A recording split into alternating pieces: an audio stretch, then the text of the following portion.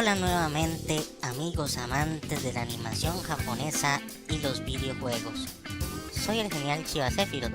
En esta oportunidad quiero traerles un pequeño review de animación muy relacionado con videojuegos. No sé cuántos de ustedes han notado que conforme pasa el tiempo, la animación ha dejado de lado los personajes adultos por personajes adolescentes e incluso por infantes. Es un fenómeno muy peculiar que ahora, para que todos los personajes a los ojos de la audiencia sean interesantes, tengan que ser infantiles, lindos o maricones. Esto no es del todo malo, sí lo es. Pero, ¿por qué mierdas tiene que ser en todo? ¿No se podía delimitar simplemente a un género? ¿Por qué esto sucede con las series de anime de peleas también? Cuando se reduce la adultez de los personajes, en muchos casos, no en todos, como que también se pierde la seriedad de la trama y esta se cambia por una innumerable cantidad de relleno. Y proporcionalmente con la edad de los personajes, se reduce también la violencia y la credibilidad. Pasar de series como El Puño de la Estrella del Norte o incluso, ¿por qué no?, el famoso Dragon Ball Z o Tenjo Tenge, a cosas como Sora no Toshimo o Soul Eater Not, es lo que nosotros llamamos una patada en las bolas. Esto mismo se presenta y pasa en todos los géneros, como mencioné en el video de Macros, y no es que moleste el hecho de que sean menores o lindos, sino que aún más importante, el hecho de que no tienen personalidad. Y es cierto, lo sé, pueden haber excepciones. Hunter x Hunter es un buen ejemplo de una serie que se sale como excepción a la regla, porque no es que esto que dije está escrito en piedra. En esta serie, a pesar de que los personajes tienen corta edad, la serie sigue siendo violenta y los personajes poseen personalidad bien definida. Pero igual yo diría que Hunter x Hunter es un caso especial.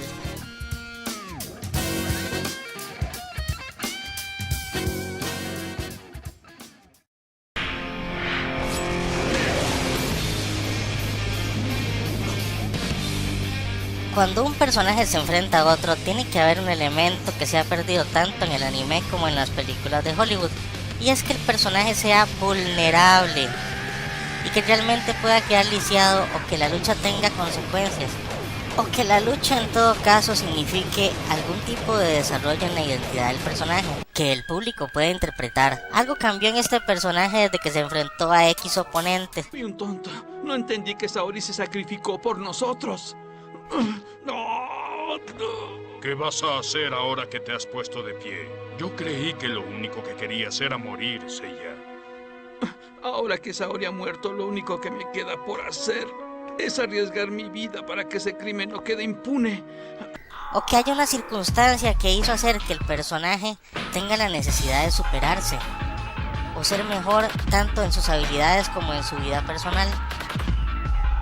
Con esto dicho, quiero entrar en lo que yo considero como el abandono de una fuente de inspiración muy grande para los creadores de manga y anime, y creo que nadie lo va a poder negar: el arcade. ¿El arcade? Sí, el arcade. Había toda una cultura de tradición de los jóvenes de visitar establecimientos de videojuegos y jugar máquinas de peleas con sus amigos o en pareja. Esto no es que se haya perdido del todo, pero sí es como que cada vez se fuera perdiendo más y más con el acceso a las cosas a través del internet y la sociedad virtual globalizada. Para hablar un poco de ejemplos de lo mencionado, voy a citar dos títulos importantes realizados en la década de los 90 que representan muy bien el espíritu de esta época. El primero es Street Fighter 2. ¿Qué puedo decir de Street Fighter 2? Es una película basada en el famoso juego de peleas del mismo nombre, pero no solo era una película de Street Fighter, sino que hasta el día de hoy es la película de Street Fighter.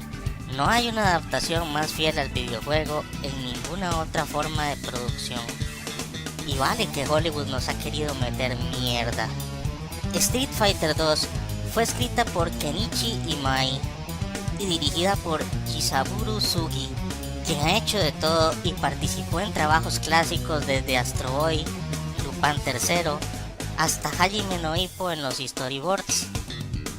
El diseño de personaje estuvo a cargo de Shukou Murase, y en general se puede decir que Street Fighter es una película de animación que llevó toda la sensación del género arcade a la pantalla, con una historia y producción de calidad llena de buenos enfrentamientos. El otro ejemplo que quiero hablar se llama Fatal Fury.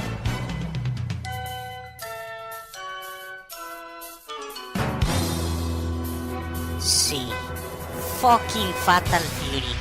Es una película casi de culto entre los amantes del género.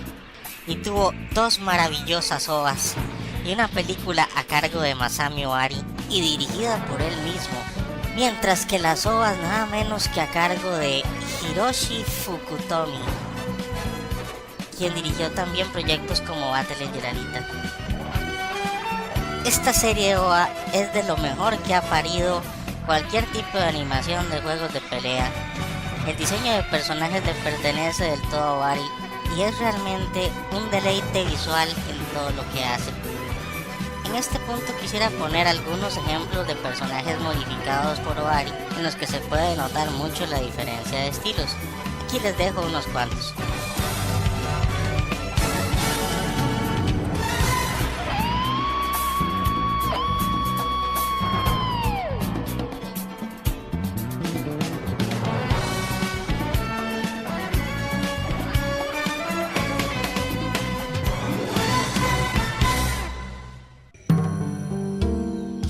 Como ven, mis queridos oyentes, esto fue un ejemplo de lo que les mencioné. Me despido diciéndoles, como siempre, dense la oportunidad de ver cosas de mayor valor creativo y artístico. Ya hay sobradas razones para pedir otro tipo de calidad de animación, y mientras los fans estén despiertos y se den cuenta de las cosas que les están metiendo, puede que pasen más ejemplos como el caso de Dragon Ball Super. Así que sigamos vigilantes, que no nos metan porquerías y dejemos de ver mierda. Hasta la próxima.